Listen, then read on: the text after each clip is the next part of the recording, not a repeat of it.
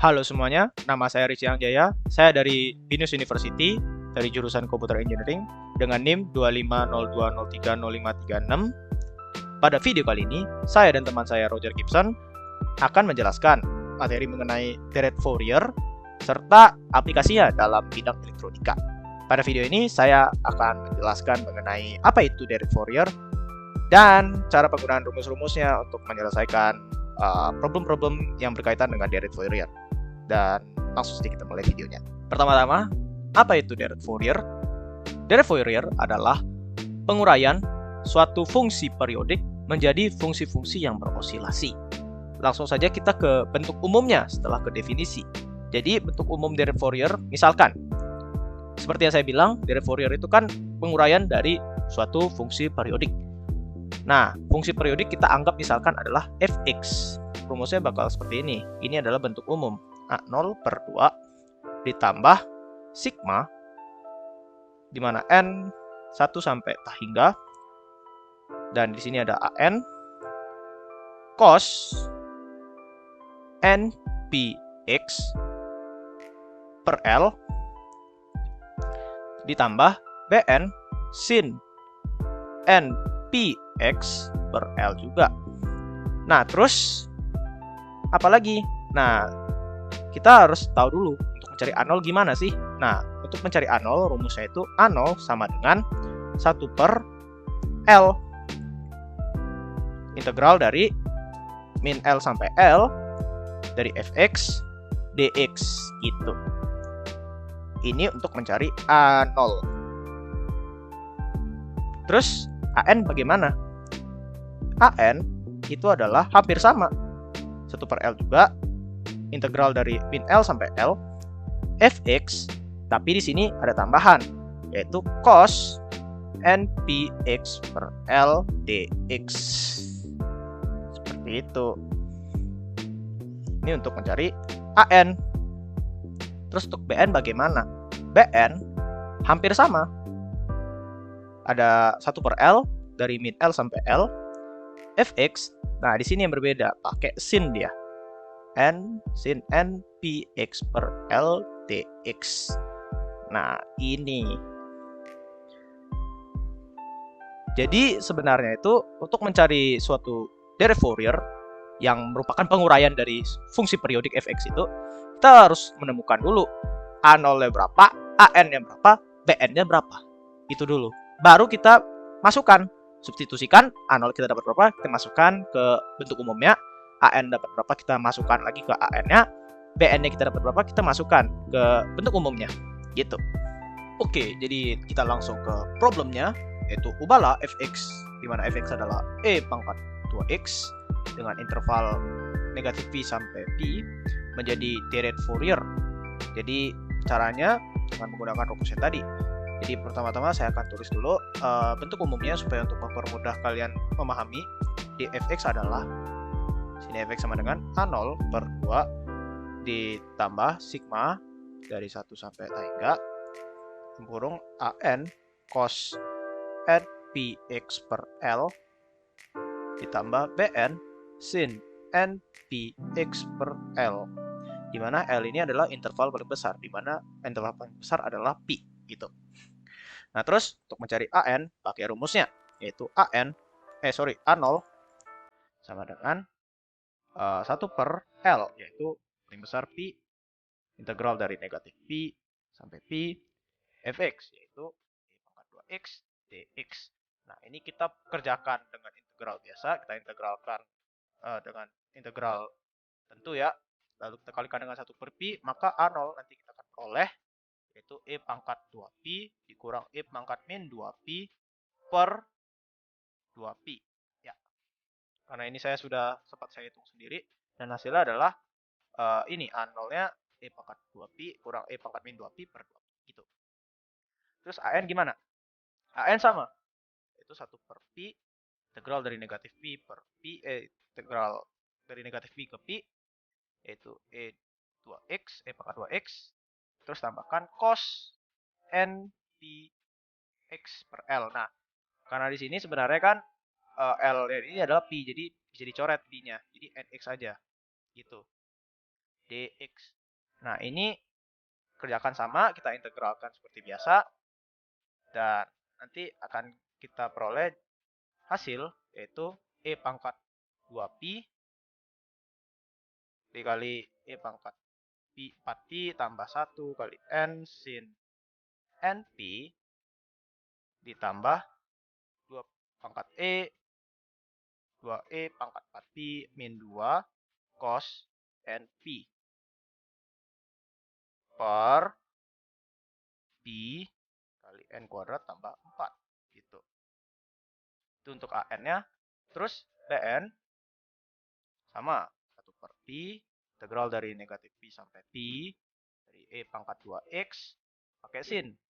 Sama, karena L-nya adalah pi, berarti pi-nya bisa dicoret. Jadi nx aja, dx gitu. Maka bn-nya kita peroleh dari mengintegralkan yang tentu dari integral ini, lalu kita kalikan dengan 1 per pi, akan diperoleh hasil E pangkat min 2pi dikali 2E pangkat 4pi ditambah 2 sin np ditambah 1 kurang E pangkat 4pi n cos np. Terus dibagi pi kali n kuadrat tambah 4 gitu. Terus maka Fourier seriesnya gimana, atau teori Fouriernya? Maka kita tulis fx sama dengan A0-nya berapa? Itu A0-nya E pangkat 2pi min E pangkat min 2pi per 2pi. Karena di sini ada 2 lagi, berarti 4pi ya. Ini. Lalu jumlah sigma dari n sama dengan 1 sampai hingga. Nah ini, kita tulis satu-satu ya. Jadi E pangkat min 2pi kali E pangkat 4pi tambah 1 kali n sin np. Ini kasih kurung aja biar nggak susah lihatnya. Terus ditambah 2E pangkat 4pi min 2 cos np per pi pangkat n kuadrat tambah 4. Jangan lupa di sini masih ada cos np lagi ya. Terus di sini jumlah lagi yang bn-nya. Bn-nya itu E pangkat min 2pi 2E 4pi tambah 2 sin np. Saya buat ulang lagi. Sin np ditambah 1 kurang E pangkat 4pi n cos np. Ini saya tutup kurung ya, per pi n kuadrat tambah 4. Dan jangan lupa di sini ada sin np lagi, karena emang dari bentuknya seperti itu. Yang di sini ini bakal jadi cos np dan di sini sin np. Jadi ini disubstitusikan dari an yang ini hasilnya. Sebentar saya tandai. Ini A0, kita substitusikan ke sini. Nanti dikali 2 jadi 4pi, ya kan? Terus yang an ini kita substitusikan ke sini. Lalu yang bn yang ini kita substitusikan ke sini. Diperoleh hasilnya yang ini. Gitu. Itu gambarnya akan ada di bawahnya ya. Saya tampilkan, dan itu terlihat bahwa ada fungsi dari E pangkat 2x yang dijadikan fungsi-fungsi yang berosilasi gitu. Oke, jadi sekian dari penyelesaian soal dari fungsi periodik menjadi suatu deret Fourier. Selanjutnya akan dijelaskan mengenai penerapan dan aplikasi deret Fourier dalam bidang elektronika oleh teman saya Roger Gibson. Di bagian ini saya, Roger, akan menjelaskan mengenai aplikasi Fourier series dalam bidang elektronika. Yang pertama, di signal processing, lebih spesifiknya konversi dari sinyal analog ke sinyal digital. Apa itu sinyal? Sinyal itu merupakan fungsi yang menyampaikan informasi tentang suatu fenomena. Di sisi lain, Fourier series itu merupakan perluasan fungsi periodik di mana terdiri dari deret fungsi sinus dan cosinus atau sine dan cosine wave, yaitu gelombang dalam jumlah tak hingga. Sebagai pembuktiannya dapat dilihat dari ilustrasi di bagian kanan yang dibuat oleh Bragg-Martin. Dapat dilihat dari yang bentuknya sine wave ini lebih mirip dengan analog signal. Bisa juga dilihat di gambar bagian kiri, analog signal itu seperti sine wave dibandingkan dengan digital signal. Bisa dilihat amplitudenya, perubahannya di interval waktu tertentu naik turun, dan ini dikarenakan perubahan ini dapat merepresentasikan tegangan listrik misalnya, atau sistem penomoran binary yang menggunakan 1 atau 0. Dari ilustrasi kanan juga dapat dilihat dari fungsi sine wave itu ditambahkan fungsi-fungsi lainnya, dan jika kita jumlahkan atau kita sum up the wave, maka akan bentuknya lebih mirip ke digital signal. Itu caranya dari dikonversikan analog signal menjadi digital signal. Contoh selanjutnya itu sawtooth wave. Berikut contohnya.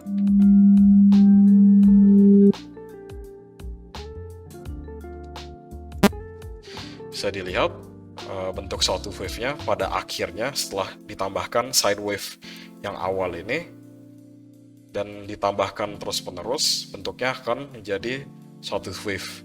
Dan Anda juga dapat mendengar buzzing sound semakin membentuk sawtooth wave.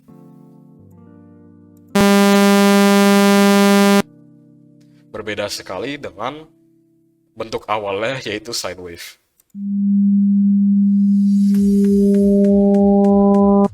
Semakin berubah jika semakin ditambahkan fungsi-fungsi lainnya. Aplikasi kedua yaitu signal processing juga, namun di proses filteringnya. Di bagian kiri ada diagramnya, contoh konversi dan juga proses filteringnya dari analog signal yang belum difilter diubah menjadi digital signal menggunakan ADC. ADC itu singkatan dari analog to digital converter. Kemudian diproses, atau prosesnya itu dengan cara difilter menjadi digitally filtered signal. Berarti itu sinyalnya masih digital tetapi sudah difilter. Kemudian dikonversi lagi menggunakan DAC atau DAC, atau singkatan dari digital to analog converter, menjadi filtered analog signal, yaitu analog signal yang sudah difilter. Jadi itu sinyal yang didapatkan oleh alat elektronik, didapatkan oleh receiver, dan setelah diterima itu akan tanda kutip ya dibersihkan, diubah, dan diperkuat. Itu menggunakan teknik yang disebut fast Fourier transform atau FFT. Ini juga termasuk dari Fourier series karena dari namanya juga ada Fouriernya itu. Dan gunanya filtering itu untuk menghapus atau mengalihkan komponen-komponen frekuensi yang tidak diinginkan, sehingga tersisa frekuensi sinyal yang diinginkan. Sebagai contohnya, ini saya merekam ilustrasi menggunakan aplikasi Audacity. Mungkin Anda pernah menggunakan aplikasi ini untuk mengedit audio-audio.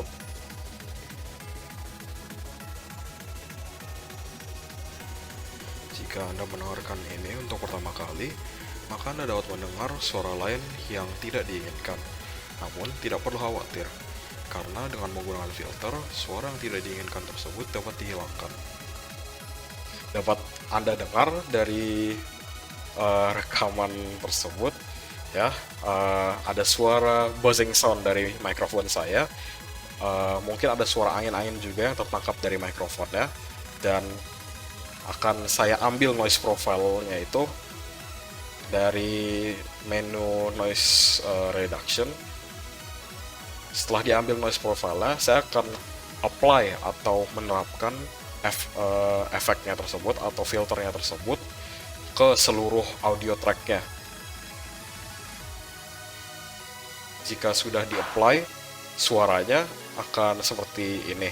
Jika Anda dengar, itu tidak akan terdengar buzzing sound atau suara angin-angin lainnya. Suara lain, jika Anda mendengarkan ini untuk pertama kali, maka Anda dapat mendengar suara lain yang tidak diinginkan. Aplikasi ketiga yaitu untuk menyelesaikan differential equation atau dapat disingkat menjadi PDE. PDE itu singkatan dari partial differential equation. Sebagai latar belakangnya, Fourier series itu diciptakan oleh Jean-Baptiste Joseph Fourier. Sebagai pencipta Fourier series itu, dia menggunakan untuk menyelesaikan differential equation mengenai konduksi panas. Namun, Fourier series itu juga dapat digunakan untuk menyelesaikan partial differential equation yang melibatkan variabel-variabel lainnya, tidak hanya yang berhubungan dengan suhu. Bisa juga dengan variabel suara, aliran fluida, elektrostatika, elektrodinamika, elastisitas, dan lain-lainnya. Contohnya, konduksi panas, perambatan gelombang elektromagnetik, dan juga dinamika fluida. Berikut reference atau sumber-sumber yang saya ambil untuk pembuatan PPT ini. Sekian dari kami, terima kasih.